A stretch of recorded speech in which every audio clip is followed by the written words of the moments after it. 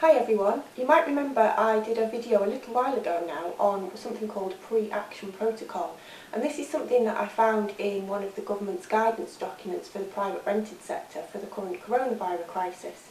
Well, I was on a webinar yesterday and Paul Champolina was the guest speaker. Now you might know him, he set up Landlord Action and he also does their Channel 4 programme.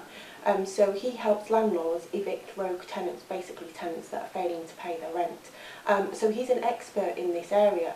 And interestingly, what he was saying on the webinar yesterday was that in his view, he seems much closer to what the government are thinking and various different consultations for the private rented sector, that this pre-action protocol might be coming in sooner than we thought. So if you remember, this is where if a tenant is late paying the rent, you need to effectively be a social worker and help them out as much as possible before you issue an eviction notice and actually go through to court possession proceedings. So you need to work with your tenant, you need to check that they're not vulnerable in any way, they're not ill or disabled, they don't have any mental health issues that might have caused them to end up in rent arrears in the first place.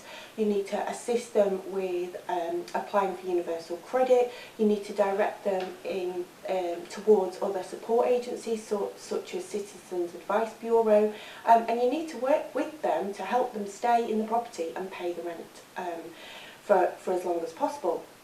Now, I don't know if you've had experience of tenants that don't pay the rent, but certainly in my experience this is very difficult and very challenging, as at this point most tenants just cease all communication with you. So it's really difficult to negotiate and help them and work out a repayment plan. Nonetheless, it looks like this is coming in, and the rationale that Paul talked about was, at the moment, under the Coronavirus Act, in issuing a Section 21 notice and a Section 8 notice, the notice period for both of those has gone to 3 months, and courts are effectively closed until June or July, I think it is. Now, Paul was of the view that when we get to June or July, this court closure could well be extended for another 2 or 3 months. He said he would not be surprised by that. And secondly, obviously, over a 3 or a 6 month period, if people are issuing Section 21 and Section 8 notices for very valid reasons to their tenants, once the courts do reopen later in the year, they're going to be overwhelmed, they're going to be swamped and have a massive backlog. So what Paul's view is that the government is looking to probably bring in this pre-action protocol around September of this year, so not that far away. And the reason for this is it's just putting more hurdles in the way of landlords and giving them more to do before they can evict tenants who are not paying the rent.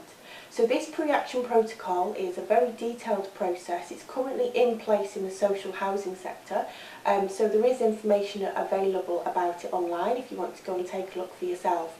But just be aware that if you are having tenants that are having problems paying their rent now, it could be many, many more months before you can get a valid possession order to get your property back.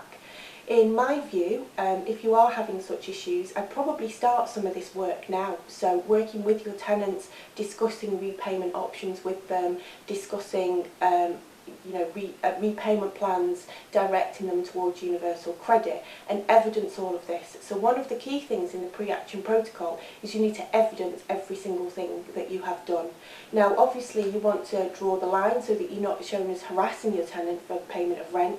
More, you need to demonstrate that you've been supportive and helpful as much as possible, and therefore that an eviction order for non-payment of rent is the absolutely last thing that you can do to resolve the situation.